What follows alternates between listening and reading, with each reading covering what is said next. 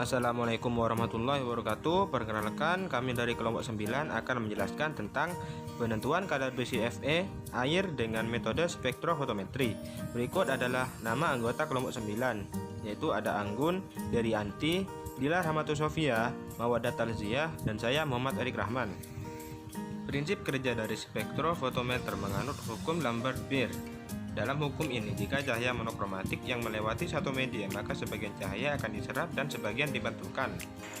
Bahan dan alat yang digunakan dalam penelitian ini meliputi bahan. Yang pertama ada kalium cyanida, fenolftalein, larutan hidroksil amina, aquades, HNO3 pekat, HCl pekat.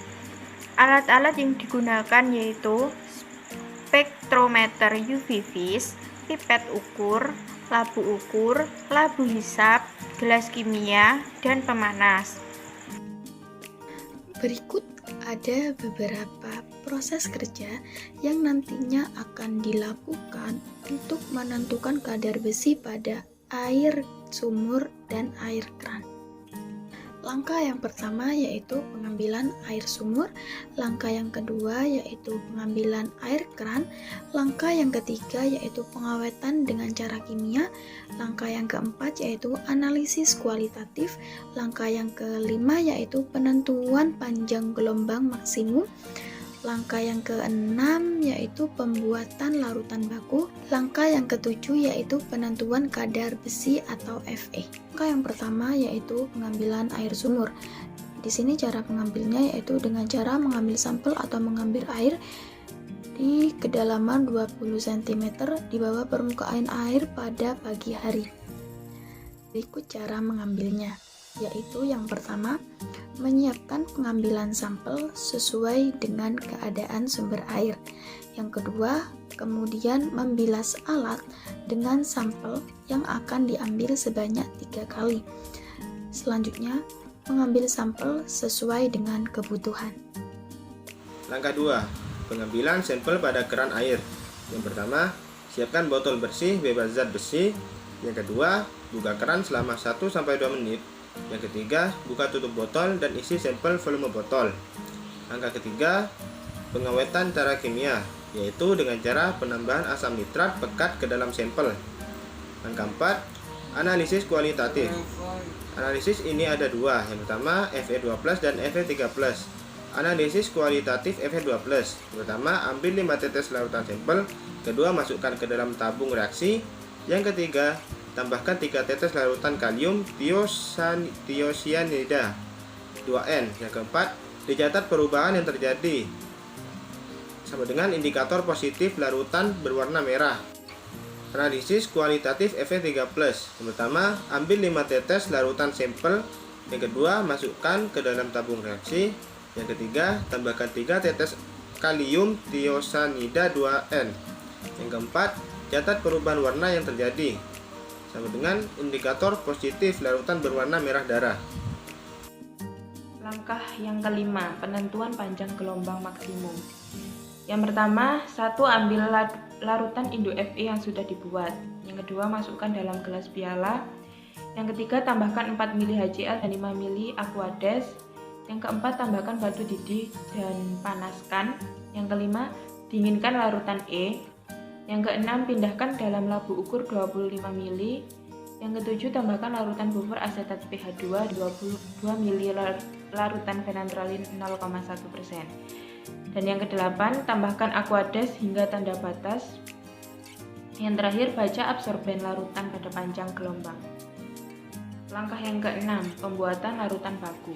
Langkah-langkahnya adalah yang pertama, ambil 2,4 dan 6,8 dan 10 ml larutan induk Fe yang sudah dibuat.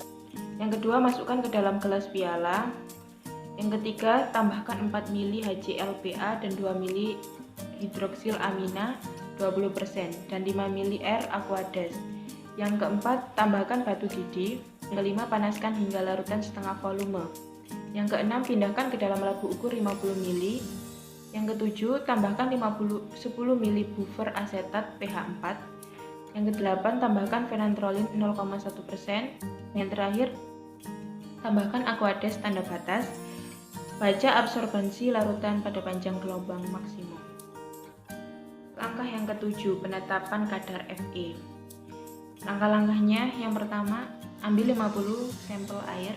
Yang kedua, masukkan ke dalam gelas piala. Yang ketiga, tambahkan 4 ml HCl dan 2 ml hidroksilamin 20% dan 5 ml 5 Aquades. Yang keempat, tambahkan batu didih dan panaskan volume tersisa 10 ml. Yang kelima, dinginkan larutan tersebut, kemudian pindahkan ke dalam labu ukur 25 ml. Yang keenam, tambahkan 10 ml larutan buffer asetat pH 4 dan 2 ml larutan phenanthroline 0,1%. Yang ketujuh, tambahkan Aquades hingga tanda batas. Yang kedelapan, baca absorbensi larutan pada panjang gelombang maksimum.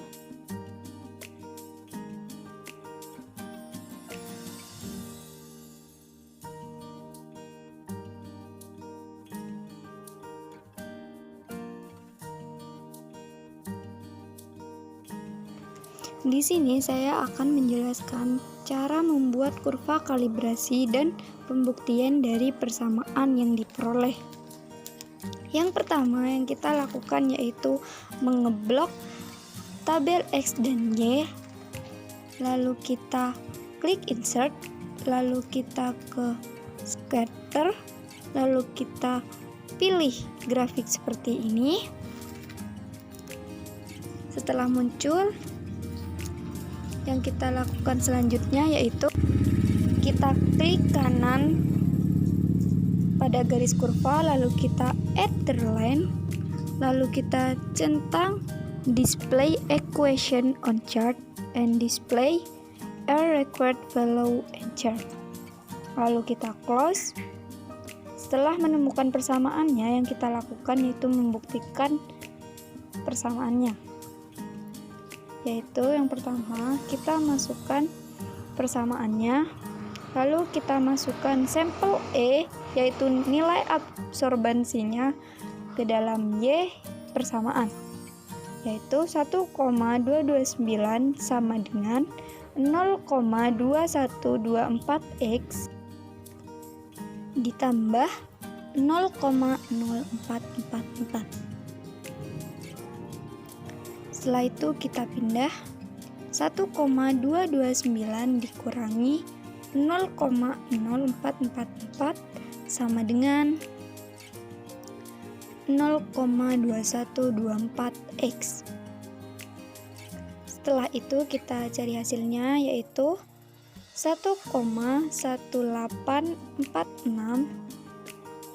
sama dengan 0,2124X.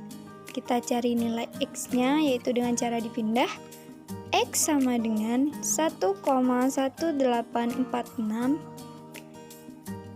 dibagi 0,2124. Maka nilai X-nya adalah 5,54 ppm. Jadi dapat disimpulkan dari penelitian penentuan kadar besi dalam air sumur dan air PDAM pada jurnal tersebut positif mengandung besi, dikarenakan sampel tersebut hasilnya tinggi atau melebihi standar baku yang telah ditetapkan, dan juga dapat dikatakan bahwa air tersebut tidak layak untuk dipakai.